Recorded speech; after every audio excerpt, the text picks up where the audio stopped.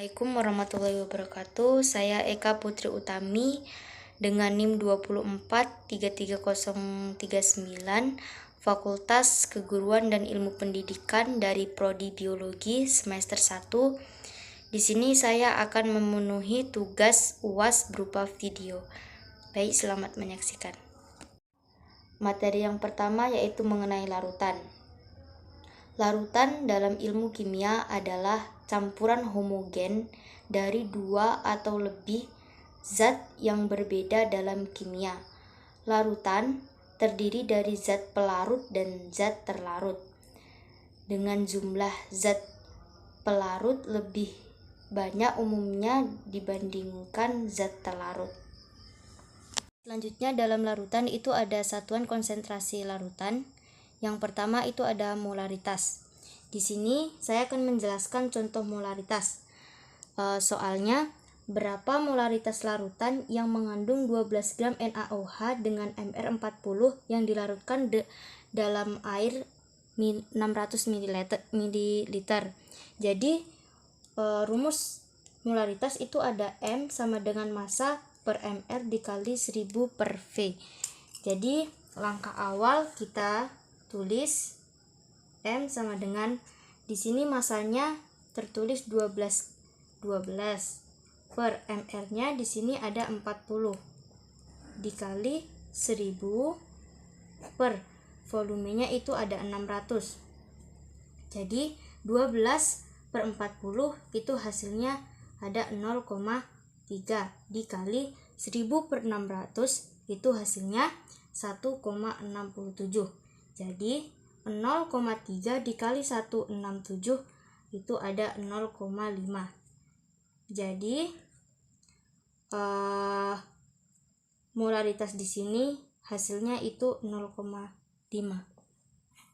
Selanjutnya itu ada molalitas. Di sini saya akan menjelaskan contoh dari molalitas.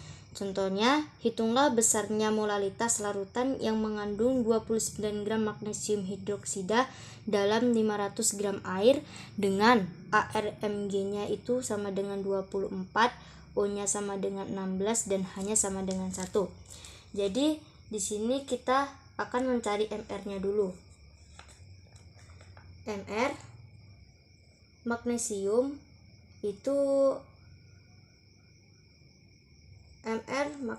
itu memiliki rumus yaitu OH 2 kali.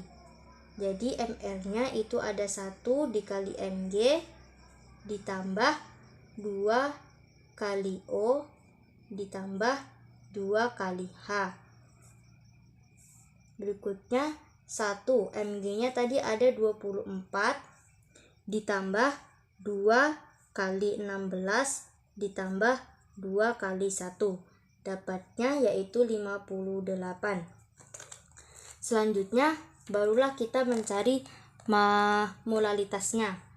Jadi rumus molalitas itu ada M sama dengan G per MR dikali 1000 per P. Di sini G-nya tadi kita lihat itu ada 29 gram per MR-nya kita cari tadi 58 dikali 1000 per P-nya itu 500. Kita hitung 29 per 58 itu hasilnya ada 0,5 dikali 1000 per 500 dapatnya 2. Jadi hasilnya itu 1. Dari mana dari 1? Dari 0,5 dikali 2 ini tadi. Jadi hasilnya 1 molal. Di sini saya akan menjelaskan contoh dari normalitas.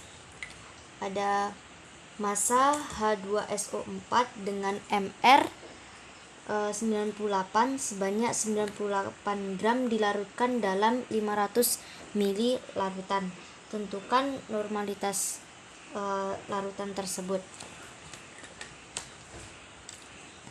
Langkah awal kita tulis terlebih dahulu rumus dari normalitas yaitu N sama dengan M per MR dikali 1000 per V dikali A. Diketahui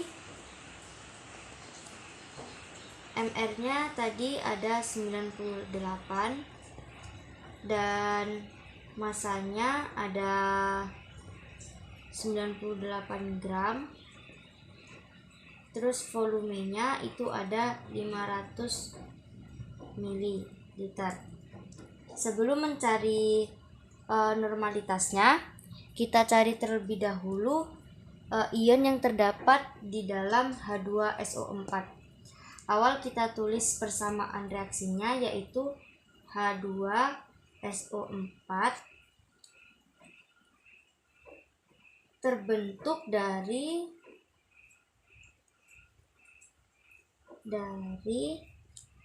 ion 2H plus ditambah SO4-2.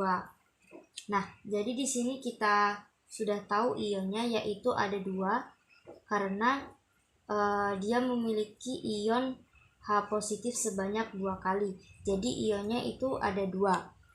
Nah, jadi di sini kita langsung cari normalitasnya karena sudah ketemu ionnya tadi kan. Normalitasnya yaitu normal M per MR dikali 1000 per V dikali A. Nah, di sini baru kita cari normalitasnya. Tadi masanya ada 98 per MR-nya juga 98. Baru kita kalikan 1000 per volumenya tadi 500 ml dikalikan dengan A-nya tadi ionnya itu ada 2. Jadi dapat hasil yaitu 4 normalitas. Selanjutnya yaitu materi yang kedua, yaitu asam dan basa. Yang pertama, asam dan basa menurut Arrhenius. Asam merupakan zat yang di dalam air yang dapat melepaskan ion hidrogen atau H positif.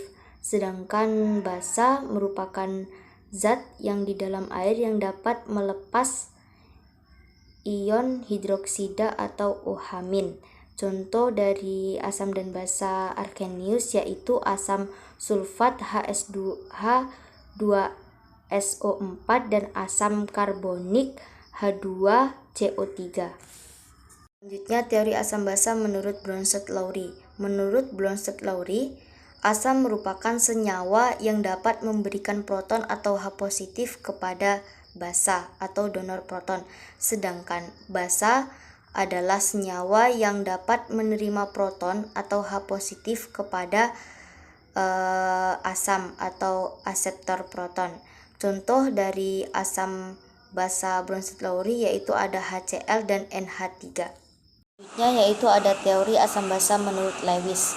Menurut Lewis, asam adalah senyawa aseptor pasangan elektron dari atom lain untuk membentuk ikatan baru, sedangkan basa adalah senyawa pendonor pasangan elektron untuk membentuk ikatan baru. Contoh dari asam basa menurut Lewis itu ada pembentukan ion hidronium yang dimana H3O positif dari H2O ditambah H positif. Baik, selanjutnya materi yang ketiga yaitu larutan buffer atau penyangga.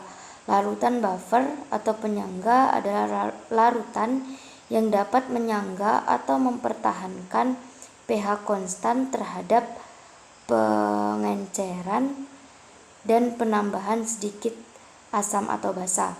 Komponen larutan penyangga itu ada asam yang berperan jika ada upaya untuk menambahkan pH, sedangkan basa itu untuk menurunkan pH. Di dalam termokimia terdapat sistem dan lingkungan, di mana sistem itu merupakan segala sesuatu yang menjadi pusat perhatian dalam mempelajari perubahan energi, dan lingkungan itu hal-hal di luar sistem yang membatasi sistem dan dapat mempengaruhi sistem. Baik, selanjutnya materi termokimia. Termokimia adalah ilmu yang mempelajari hubungan antara energi panas dan reaksi kimia atau proses-proses yang berhubungan dengan reaksi kimia. Di dalam termokimia terdapat sistem dan lingkungan, di mana sistem itu merupakan segala sesuatu yang menjadi pusat perhatian dalam mempelajari perubahan energi, dan lingkungan itu hal-hal di luar sistem yang membatasi sistem dan dapat mempengaruhi sistem. Contoh termokimia dalam kehidupan sehari-hari salah satunya yaitu memanaskan air. Dalam proses ini terdapat reaksi penyerapan kalor yang berasal dari kompor masuk ke dalam sistem atau sederhananya adalah reaksi penyerapan kalor oleh air. Selanjutnya yaitu materi tentang termodinamika. Termodinamika adalah cabang fisika yang mempelajari tentang energi panas atau kalor dengan bentuk energi lainnya. Hukum 1 termodinamika. Dalam sebuah sistem tertutup, perubahan energi dalam sistem tersebut sama dengan banyaknya kalor yang masuk dikurangi dengan usaha yang dilakukan sistem tersebut. Rumusnya yaitu delta U sama dengan Q dikurang W. Selanjutnya saya akan menjelaskan contoh hukum 1 termodinamika. Di sini ada contoh suatu gas di dalam ruang tertutup dipanaskan sehingga memuai. Gas tersebut melakukan usaha sebesar 200 Joule. Selama pemuaian, gas menyerap kalor sebanyak 300 Joule. Tentukan kenaikan energi dalam gas. Pertama kita tulis terlebih dahulu rumusnya, yaitu delta U sama dengan Q dikurang W. Nah, diketahui tadi W-nya itu ada 200 Joule dan Q-nya atau kalornya itu ada 300 Joule. Nah, ditanya delta U-nya. Nah, jadi langkah pertama itu kita tulis terlebih dahulu rumusnya, delta U sama dengan Q per W. Di sini Q-nya tadi atau kalornya itu ada 300 Joule dikurang W atau usaha itu 200 Joule. Jadi 300 dikurang 200 dapatnya yaitu 100 Joule. Hukum kedua termodinamika, yaitu kalor mengalir secara alami dari benda yang bersuhu tinggi ke benda yang bersuhu rendah dan tidak dapat mengalir secara alami pada arah yang sebaliknya. Selanjutnya hukum ketiga termodinamika, yaitu entalpi sistem akan mendekati nilai minimum pada temperatur mol mutlak. Entropi kristal sempurna pada nol mutlak adalah 4 sama dengan mol. Selanjutnya yaitu materi kecepatan reaksi. Kecepatan reaksi adalah perubahan konsentrasi bereaksi ataupun produk terhadap suatu waktu. Kecepatan reaksi dapat juga dinyatakan sebagai laju berkurangnya konsentrasi suatu reaksi atau laju bertambahnya konsentrasi suatu produk. Adapun faktor-faktor yang mempengaruhi kecepatan reaksi itu ada konsentrasi, di mana semakin besar konsentrasi semakin banyak partikel bereaksi, sehingga tumbukan efektif semakin banyak terjadi dan reaksi berlangsung lebih cepat. Yang kedua itu ada suhu, yaitu reaksi kimia akan berlangsung lebih cepat pada suhu yang tinggi. Dan yang terakhir itu ada katalis atau katalisator, adalah zat yang ditambahkan untuk mempercepat laju reaksi. Selanjutnya saya akan menjelaskan contoh dari reaksi kecepatan. Di sini ada contoh jika reaksi berikut terjadi, yaitu 2A ditambah B dan bereaksi menjadi C. Diketahui konsentrasi awal A itu ada 0,1 M dan konsentrasi B-nya tetap, dan kecepatan reaksinya F sama dengan K konsentrasi A kuadrat dan konsentrasi B. Hitung kecepatan reaksi jika konsentrasi A menjadi 0,05 M dan K-nya menjadi 2 dan konsentrasi B-nya itu 0,1. Cara penyelesaiannya itu kita tulis terlebih dahulu. Tadi kecepatan reaksinya itu F sama dengan K konsentrasi A kuadrat dan B kuadrat dan konsentrasi B sama dengan K-nya tadi kita ketahui itu ada 2, kita tulis 2, dan konsentrasi A-nya tadi itu ada 0,05 kuadrat dan konsentrasi B-nya itu ada 0,1. Jadi 2 konsentrasi A-nya tadi ada 0,05 dan kuadrat dikali konsentrasi B tadi 0,1, hasilnya itu dapatnya 2 sama dengan 0,0005 m/s. Baik, selanjutnya materi yang terakhir yaitu tentang kesetimbangan reaksi. Kesetimbangan reaksi adalah suatu keadaan di mana konsentrasi seluruh zat tidak lagi mengalami perubahan karena zat-zat di ruas kanan terbentuk dan terurai kembali dengan kecepatan yang sama. Hal ini menunjukkan bahwa reaksi tersebut berlangsung dua arah atau reaksi keseimbangan. Pun faktor-faktor yang mempengaruhi kesetimbangan. Yang pertama ada konsentrasi, yang dimana jika C ditambah ruas kanan akan geser ke kiri, dan jika C ditambah ke ruas kiri akan geser ke kanan. Yang kedua ada suhu, dimana T dinaikkan akan geser ke endoterm kiri, dan T diturunkan akan geser ke exotherm kanan.